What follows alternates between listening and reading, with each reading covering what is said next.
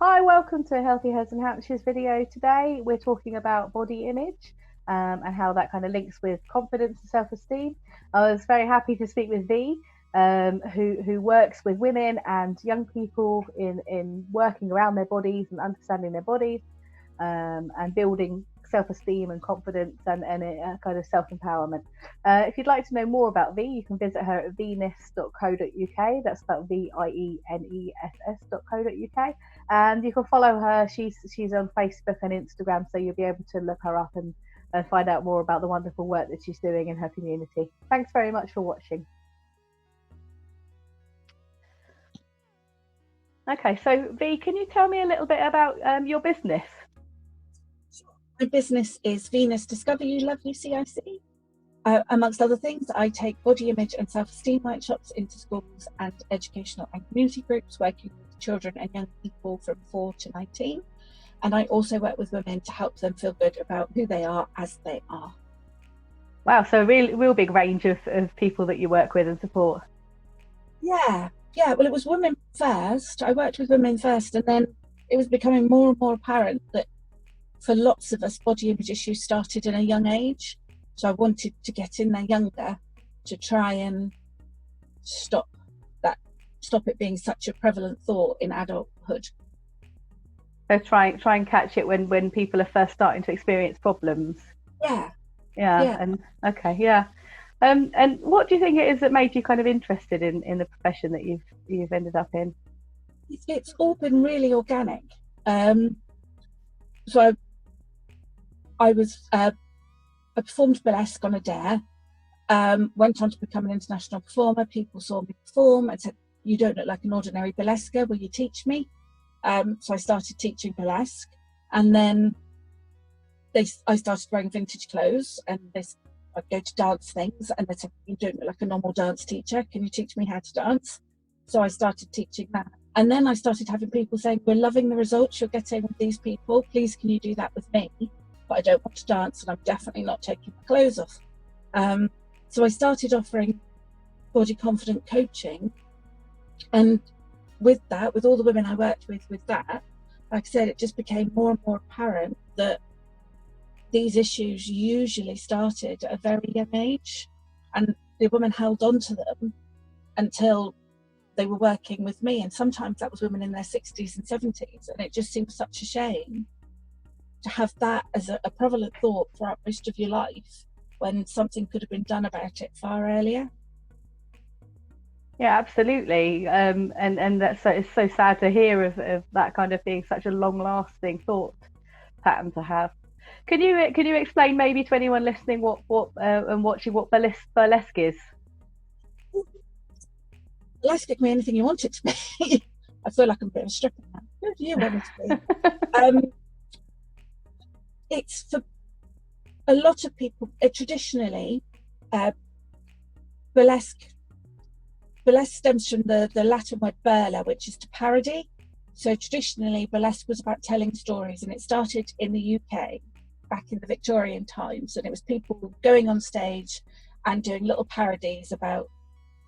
They were in stage in theatres that were aimed at middle and lower class people, and they were doing parodies of upper middle class and upper class people about what they were getting up to. And then it just stemmed into all sorts of other things. So in most cases, yes, people do take their clothes off when they're doing burlesque, but a lot of the time you don't need to. It's about storytelling without words, and through a medium of dance usually, but there's so many other possible ways that it can be done now. So it's quite a vast area. Mm-hmm. I appreciate it's a bit of a segue, but I guess when I think of burlesque, I think of people being able to kind of almost have a bit of a character on stage. So yeah, well, that was certainly the way for me, because I was a comedy burlesquer. I did more traditional burlesque, so I very much went into characters, and that really helped because, like I said, I did it on a dare. When I started performing, I had no confidence whatsoever. I hated how I looked. I hated everything. But I will always follow through on a dare, stupidly sometimes. And so I did it. And that was the start of me beginning to learn to be happy with who I am and what I can do. So, what personal benefits do you think you've gained from kind of learning about your field and studying about it? Everything I do. I was talking to a woman at the weekend, and I said to her that the reason I do what I do and why I'm good at what I do is because I've lived it. So I don't ask anyone to do anything that I haven't done myself. So the benefits for me, I mean, obviously there's benefits now in terms of seeing the difference I get and of going into schools and seeing how the young people react to some of the stuff I do, and how the way they walk changes when they come in to when they go out.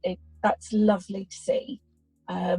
So there's so much joy in my work. There's a lot of sadness. I hear a lot of sad things, but overall the joy is amazing. But for me, I learned a lot about it as I was doing it. And then when I'd done it, got asked to teach it. So yeah, like I said, it's all been very organic. And how do you think that the service that you provide, how do you think it benefits your clients' mental health? I think it really helps. I mean, I tend to sort of lead with the body image aspect of it, because that feels, I think most people see it as something that they can change. A lot of women, particularly women, want to feel control over their bodies. So they feel that if they've got a better body, whatever better is for them, then they will feel happier. But through working with me, I actually work more on a self-esteem level to help them see how much more to them there is than just the outer parts. So I often say to them, it's who we are and what we do that matters, and the rest is just fancy packaging. And I imagine that has knock-on effects kind of throughout someone's life. When we focus on one part, there's quite often kind of knock-on. Absolutely, yeah. I mean, I've talked to women who haven't been on holiday for years because they were too scared that they would be ridiculed for being fat. Talked to women that stopped swimming because they were concerned about being in a swimming pool. And this is women, I've worked with literally hundreds of women, and from size 0 to a size 32, 34, and only one woman in that time has been happy with who she is, other than myself. That's quite a shocking amount of people unhappy with what they look like, and they put so much focus on what they look like. So I get a lot of people, when I've lost weight, I will. And diets don't work. You know, there's been a study, at least one study every year since the late 1950s, saying that 95 to 98% of the diets fail. But we're being told that it's our fault. It's our fault we can't be slim. It's our fault we can't stick to a diet. But it's not. It's that diets don't work. But these women are spending so much time, well, the next diet will work, and then I will look attractive enough to sit on the beach in a swimsuit, and I will be able to do this, and I will be able to go and climb a tree with my children, and all these things. And we put so much emphasis on what we look like on the outside, whereas really that doesn't matter. Obviously, if you want to make it look good, I love a pretty frock, I love the flowers in my hair, you know, I like to dress up. But if I was sat here in a sack, you know, then I'd still be me. And it's about showing that it's who we are. You know, the size of my boobs or my bum doesn't make me who Vies is. I make me who I am. So it's about helping women see that they can live a life, a full and varied and enjoyable life, no matter what size or shape they are. And that starts from, you know, the biases that we get from a very young age. That starts so early, and they stick with us, but nobody challenges them. Except me. I challenge them. So they, you know, it's about helping them see things differently. So what is it that you think makes your service unique? Okay.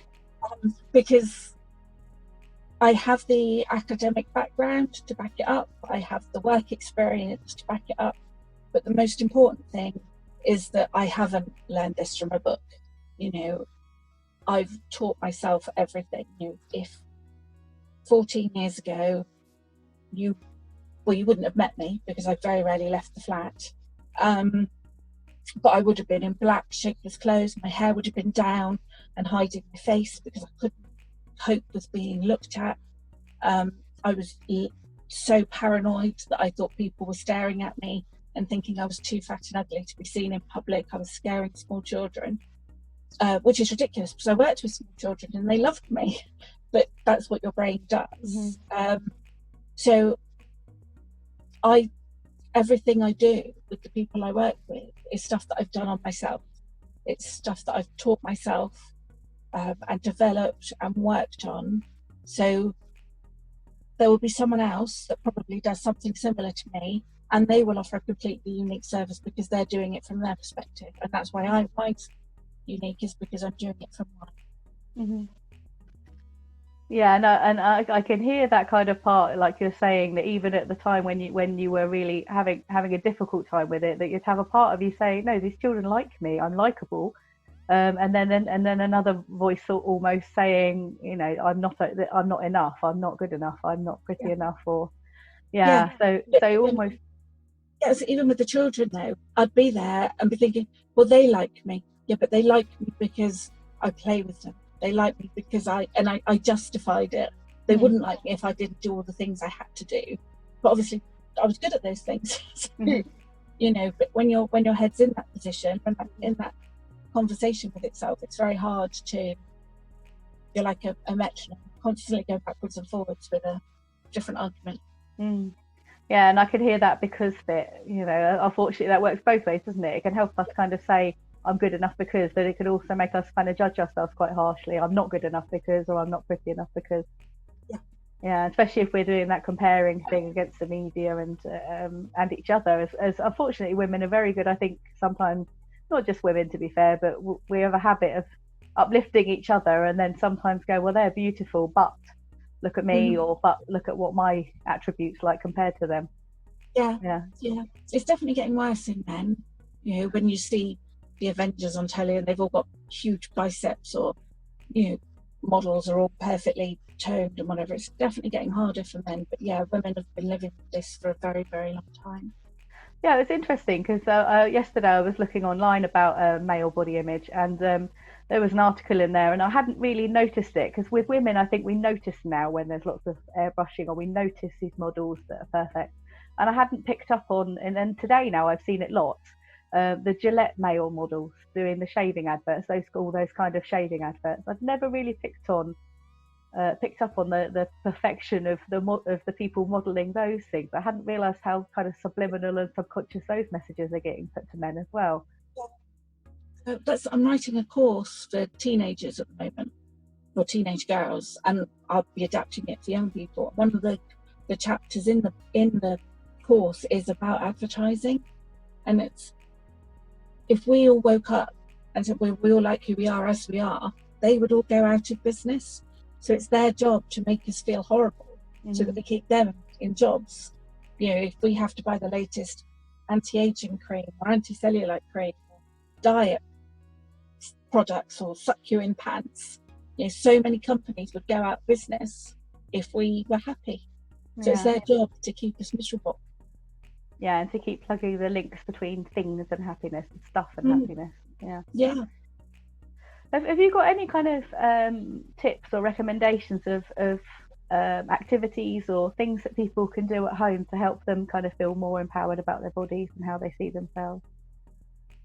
I think the most powerful one is, for every negative thought you think about yourself, is find at least 2 positives and keep them in a jar. So have the negatives in one, or in a notebook, negatives in one and the positives in the other, so you can see how far you're coming. And at first, it's really hard to come up with 2. But eventually you'll get into the habit, and you will, you know, you will sometimes repeat things, but that's okay. But it's also about not just physical things. So, oh, I look so fat in this. But then you could flip it over and go, aren't I lucky that I've got food, that I can be fed? You know, but I do look great in this top. Yeah, so things like that. But it could also be, oh, I feel really unhappy about this, but I helped someone in the supermarket today. Obviously, that's not relevant right now. I helped a woman get on a bus with her buggy, and talk things about kindness that we do as well, and those are all positives. So for every negative, write 2 positives, and then your brain starts adapting to that, and it becomes second nature eventually. I guess the hope would be that you're having to then think about negative things rather than them being there automatically, and that the positives are there automatically. I think that we never stop thinking negatively. Yeah, even someone as positive as me, there are days, when I feel rubbish, because it's life, we all have rubbish days. But that's also good, because then I can turn around and go, today's an awful day. Yesterday was great. Tomorrow will be better. I'll just live with today. It's fine. Mm-hmm. So to know that all emotions are valid. We need to feel sad and miserable at times. We need that. We need to feel anger. We need to feel so many things to be a fully rounded human. But knowing that that's okay. So yeah, the negative thoughts will always come in somewhere there, but it will become more second nature to back them away rather than dwell in them and find all the becauses, after.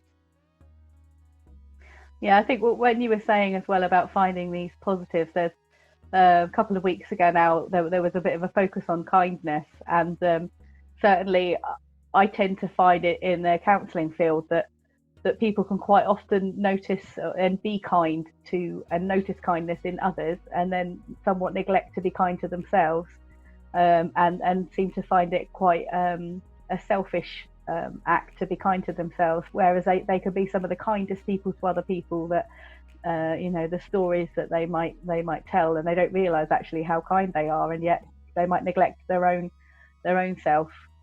Yeah, but that's why it's important when you're finding the positives to include those sorts of things. Because it's like, I was on a meeting this morning with lots of women, and several of them said, oh, I've been asked to do this, but it's just really easy because I can do it. And we take it for granted, and we forget that we can't all do everything. And we forget that just because we do something automatically that's kind, we assume everybody does it, because why wouldn't they? Mm-hmm. But a lot of people don't. A lot of people wouldn't help a woman onto a bus with a buggy. I love paying compliments to strangers. I was in a supermarket at the weekend, and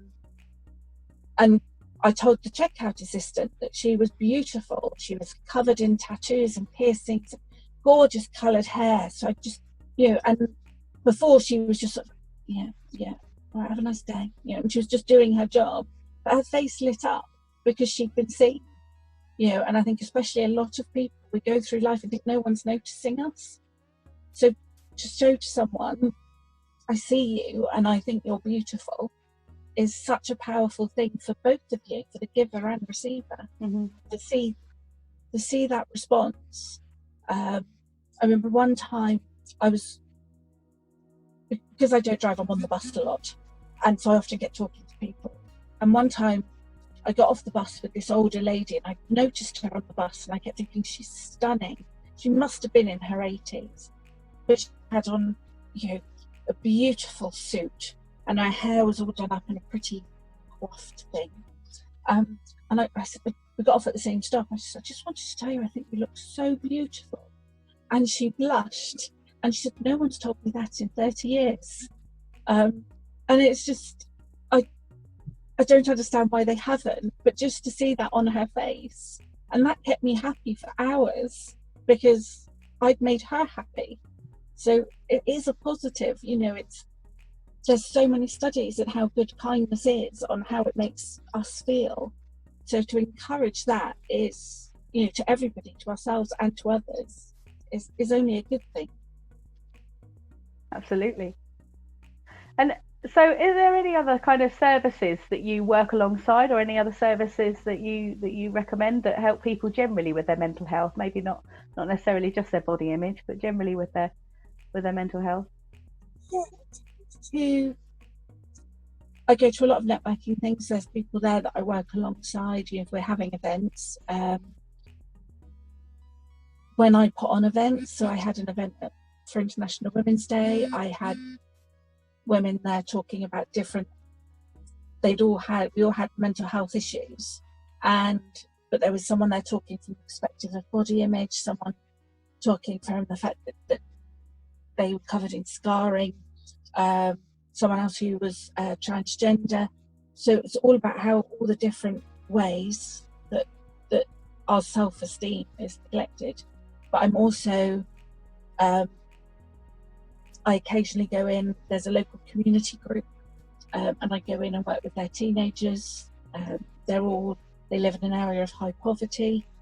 So I go in and work with them, because when you live in an area where you're constantly being told that you're poor, you're not worth anything, they need to be boosted. So I work with them quite a lot. I'm in talks with an organisation that works with fathers to help them be more body positive with their children. I've done a few things alongside the lovely Kim Vies, who does life coaching. She's been along to events and done laughter sessions with us, because it's a very awkward thing to do. I don't know if you've ever done one of our laughter sessions. Not yet. At first you feel ridiculous, and you start laughing because you feel ridiculous, and then you think, am I laughing because I feel ridiculous, or am I laughing because she's telling me to laugh? But it doesn't matter, because you're laughing. And just to have the freedom to do that is so beneficial for your mental health. And it seems quite a frivolous thing to do. We've got issues, why should we be laughing? But it really releases so many feel-good things in you that it helps you deal with all the other stuff that you can't, because you're so weighed down by all of the issues. So just to go out and laugh for 10 minutes or 15 minutes lightens the load, which is just amazing. I love watching her sessions. So that's Kim Vies. Yeah. Okay. So how can people find out more about your service? What's the best way for them to get in contact and kind of learn a bit more about what you can offer? So my website is www.vieness.co.uk. Vieness is Vieness. And I'm on Instagram and Facebook as Vieness, CIC. So I'm quite easily found. And from what you've been saying, it sounds like people can kind of contact you independently, but it also sounds like schools can contact you and organisations, that you'll work kind of in groups as well as one-to-one. Yeah. So I work one-to-one with adults, with women. I tend not to work with adult men, because I feel that there are far better qualified people to do that than me. I can talk from a female perspective, but I've never been a man, and I think there are some things that are better talked to with someone that understands your particular issues.